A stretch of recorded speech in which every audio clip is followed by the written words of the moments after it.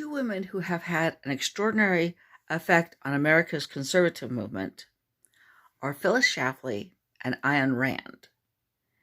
Now, there's a kind of irony in there because Phyllis Schlafly started reading the Fountainhead, as many people do, but unlike many, Phyllis Schlafly actually stopped about a quarter of the way through the book, stopped reading it when she got to the infamous rape scene, or what is usually called the rape scene. This is unfortunate. Phyllis should have kept reading.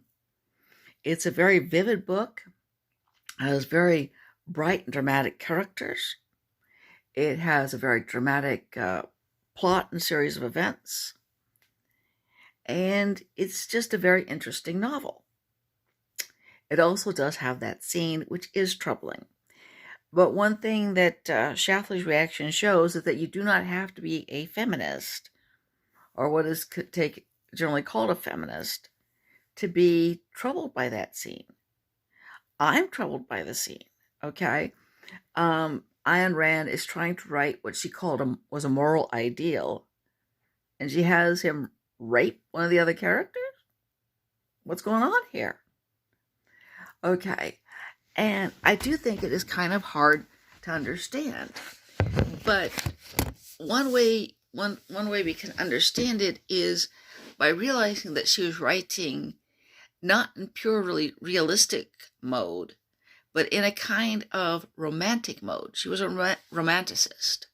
So the characters are larger than life, and the situations are larger than life. But still, how does a moral ideal rape someone? Okay. In a letter to a fan, and again, this was somebody in the 1940s was troubled by this. This is before most people had much of a race consciousness about rape. She said, well, it wasn't an actual rape, but a symbolic action which Rourke knew that she wanted.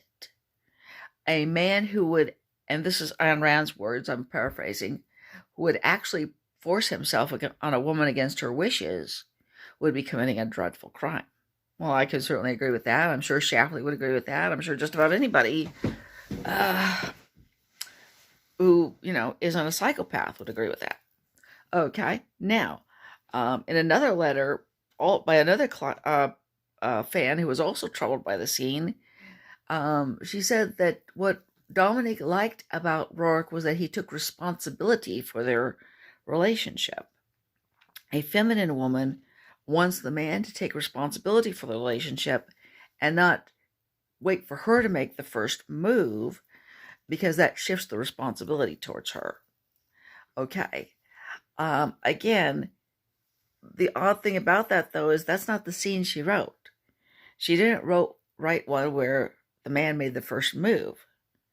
She wrote one which, at least superficially, appears to be him forcing himself on her. There are some clues in there that people have used to say, well, it wasn't really a rape because, for example, she doesn't cry out, she doesn't scream. But then again, is there anybody around to hear her? It is a fuzzy scene. I'm not going to quote from the whole thing.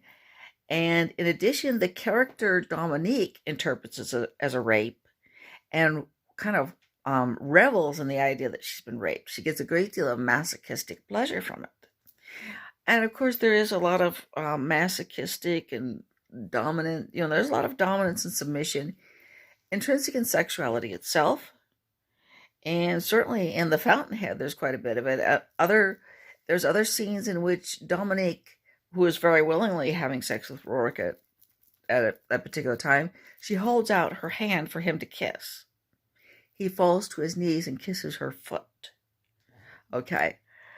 So, I do think that the scene is troubling, but I don't think anybody should necessarily stop reading the book because of it. It's something that you have to kind of think about and mull over. And also you have to think about, is this a rape scene or is it a rape fantasy scene? Is it, is it also another possibility, it seems to me, is it Rand just didn't have the vocabulary to say rough sex. And she went to rape because she just didn't have that vocabulary. I don't know. I do think that it is an interesting, again, the novel is fascinating, and there's a lot of things in it that provide food for thought, and that certainly is one of them. Hope you liked what you heard.